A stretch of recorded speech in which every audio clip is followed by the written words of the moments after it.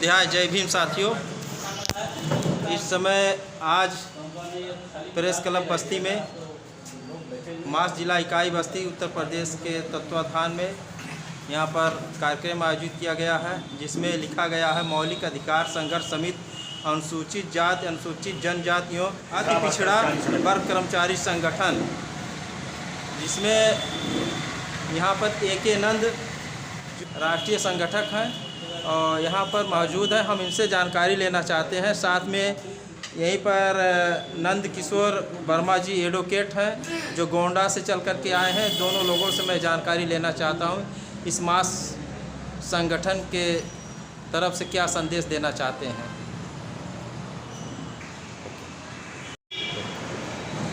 जैसा कि आप जानते हैं कि पूरे देश में संविधान पर लगातार हमला हो रहा है और संविधान से ही देश चलता है, और जिस देश में संविधान पर हमला हो, समझ लीजिए उस देश पर हमला हो रहा है। ताजुब इस बात का है कि किसी देश पर कोई बाहरी शक्ति हमला करती तो कोई बात नहीं थी, लेकिन हमारे ही देश के लोग अज्ञानतावश स्वार्थवश जो है वो संविधान पर हमला कर रहे हैं, संविधान का उल्लंघन कर रहे हैं, संविधान की अवहेलना कर रहे हैं। जो हम सब लोगों के लिए एक चुनौती है, उस संविधान की रक्षा के लिए, उस संविधान को बचाने के लिए, लोकतंत्र को बचाने के लिए हम लोग ये कार्यक्रम पूरे देश में जगह जगह जो है हर अवकाश अवधि में कार्य करने का काम कर रहे हैं, जिससे हमारे मौलिक अधिकारों का हनन हो रहा है। और मौलिक अधिकारों का जब हनन होता है तो इस देश की आम जनता जो है बिल्कुल से जो है घुल की तरीके से पिस जाती है।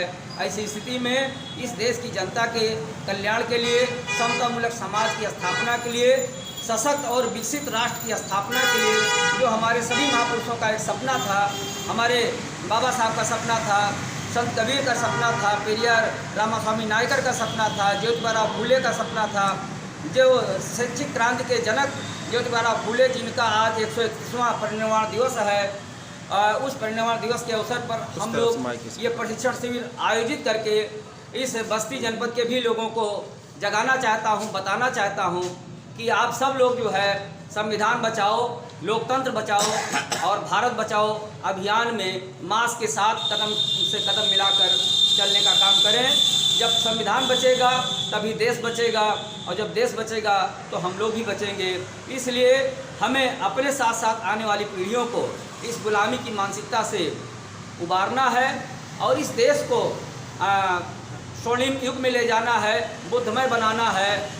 और हमारे देश में जो दूसरा हमला हो रहा है वो बौद्ध पर्सनल लॉ पर हो रहा है।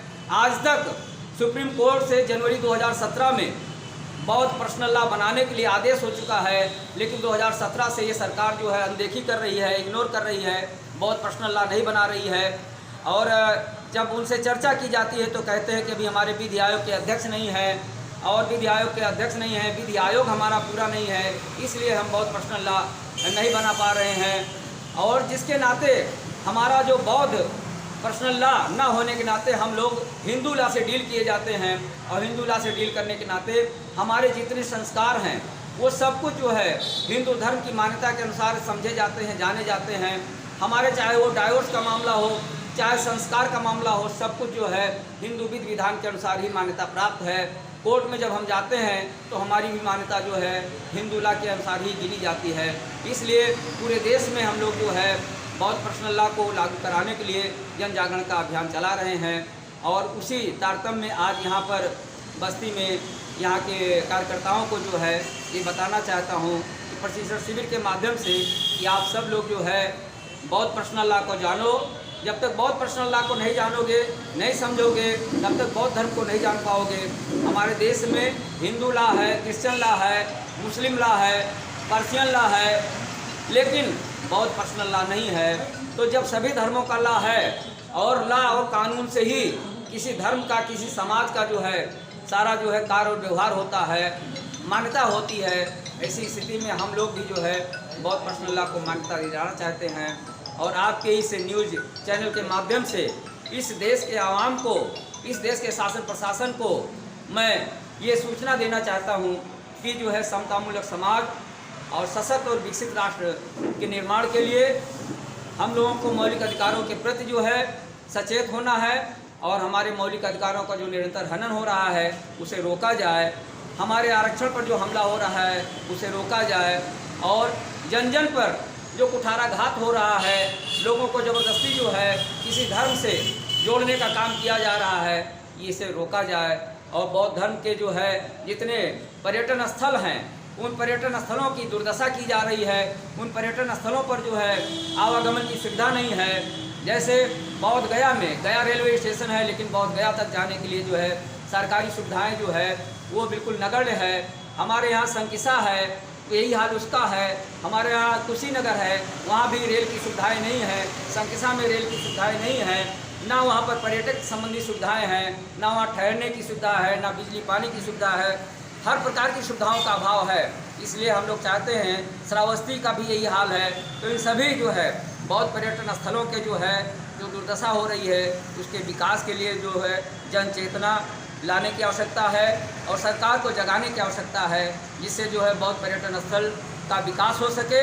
और विदेशों से जितने पर्यटक आते हैं, लगभग 100% सारे पर्यटक बौद्ध पर्यटन स्थल पर जाते हैं, और उस बौद्ध पर्यटन स्थल पर हमारे देश में आने से हमारे देश की मुद्रा का, हमारे देश की आय का, हमारे देश की विदेशी आय का विकास होता है। हमारा देश आर्थिक रूप से सुदृढ़ होता है। इसलिए जो है हमें सबको जो है बौद्ध पर्यटन स्थलों के विकास के लिए और उसकी सुख सुविधाओं को जो है बहाल करने के लिए हमें संघर्ष करना है।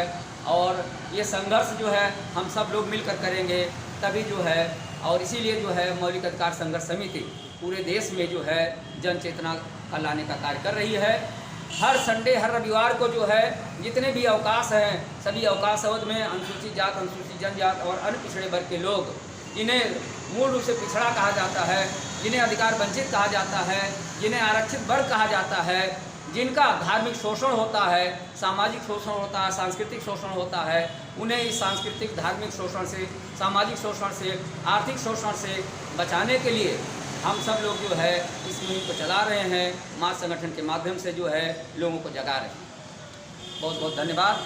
आपने जो है हमारी बातों को जो है आम लोगों तक पहुंचाने के लिए, शासन प्रशासन तक पहुंचाने के लिए आपने जो है हम सबका जो है कदम में कदम मिलाकर सहयोग निरंतर करते रहे हैं और आज भी कर रहे हैं। इसलिए हम चाहेंगे कि इसी प्रकार से जो है पूरे देश में, क्योंकि मीडिया के बगैर इस देश की जनता की आवाज़ जो है कभी भी कहीं नहीं जा सकती है।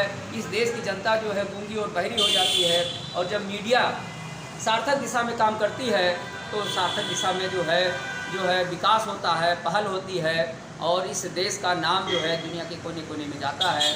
इसलिए मीडिया की भूमिका को इग्नोर करना इस देश की, इस आवाम की आवाज़ को इग्नोर करने के समान है। और हम सब लोग जो है आज इस भाईचारा को बनाए रखने के लिए इस देश के लोगों में जन जन तक महापुरुषों की विचारधारा को पहुंचाने के लिए तथागत बुद्ध से लेकर पेरियार रामास्वामी, बाबा साहब डॉक्टर अम्बेडकर, पेरियार ललई सिंह यादव के विचारों को लोगों में पहुंचाने के लिए ये कार्य कर रहे हैं। और इसमें आप सबके सहयोग की बहुत बड़ी अपेक्षा है, और इसके लिए मैं आपको बहुत बहुत धन्यवाद देता हूँ, साधुवाद देता हूँ कि आपने जो है हमारे विचारों को जानने समझने का प्रयास किया और जन जन तक पहुंचाने का काम किया। नमो बुद्धाय, नमो इंडिया, जय विज्ञान, जय संविधान, जय हिंद।